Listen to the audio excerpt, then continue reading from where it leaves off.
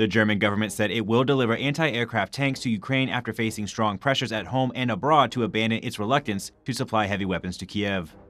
The decision to provide the Gepard tanks, which come from German defense industry stocks, was made at a closed-door government meeting on Monday, Defense Minister Christine Lambert told reporters at a Ukraine security conference at a U.S. airbase in Ramstein, Germany. There was no immediate information on how many tanks Germany would deliver. The announcement marked a notable shift for Chancellor Olaf Scholz, who as recently as last week was still ruling out sending German tanks to Ukraine, insisting it would make more sense for Eastern NATO countries to give Kiev old Soviet-era tanks already familiar to the Ukrainian military. Scholz promised Germany would then send those countries replacement German tanks. He also cited the risk of nuclear war as a reason for his hesitance to directly ship German tanks into the war zone. Scholz has come under growing pressure in recent days to change course, both from international allies and from within his governing coalition, which is comprised of his Social Democratic Party, the Greens, and the Liberal Free Democratic Party, FDP. The Greens have been pushing for weeks to deliver heavy weaponry to Ukraine, and the FDP also spoke out in favor of sending such weapons at a party convention over the weekend. Adding further pressure, the main opposition party, the center-right Christian Democratic Union, is planning to submit a parliamentary motion this week demanding Germany supply Ukraine with tanks. The move could have drawn support from the Green and FDP lawmakers and led to a critical defeat of Scholz in parliament, undermining trust in his government. Moreover, allies like the US, France, and the Netherlands have already promised heavier weapons to Ukraine, meaning Germany risks becoming increasingly isolated with its resistance.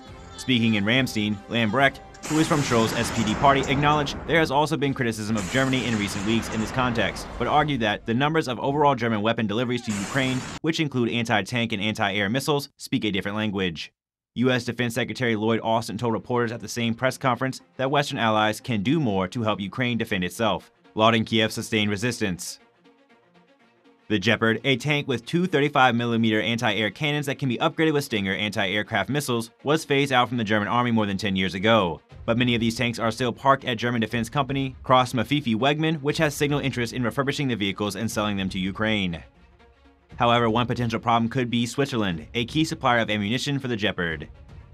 The country has banned the export of such ammo to Ukraine, as Swiss daily Tages and Zeiger reported on Tuesday.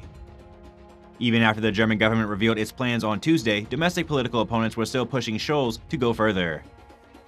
Roderick Heiswetter, the CDU's coordinating lawmaker for foreign policy, called the move a good first step, but argued the decision to ship Gepard tanks, which are known for their complex handling and maintenance, revealed the contradictory argumentation of the German government and the unclear communication. Now that Berlin has signaled it obviously trusts the Ukrainian armed forces to learn complex Western systems very quickly, Heiswetter, a former military major, said less complicated systems such as the Marder infantry fighting vehicle, Leopard main battle tank, or artillery system should also be available for direct delivery.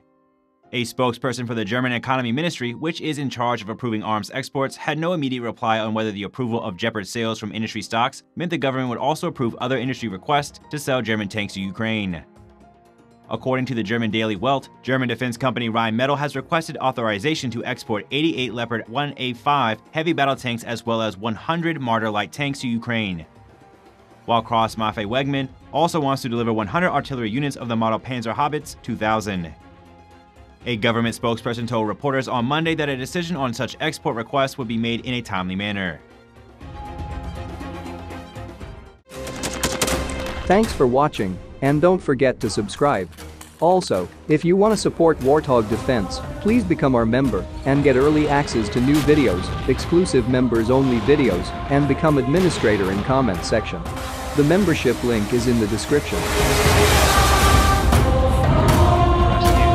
Every day. We had a guy last week, it's 6 rescues in 6 days. You know, he's doing the job every day.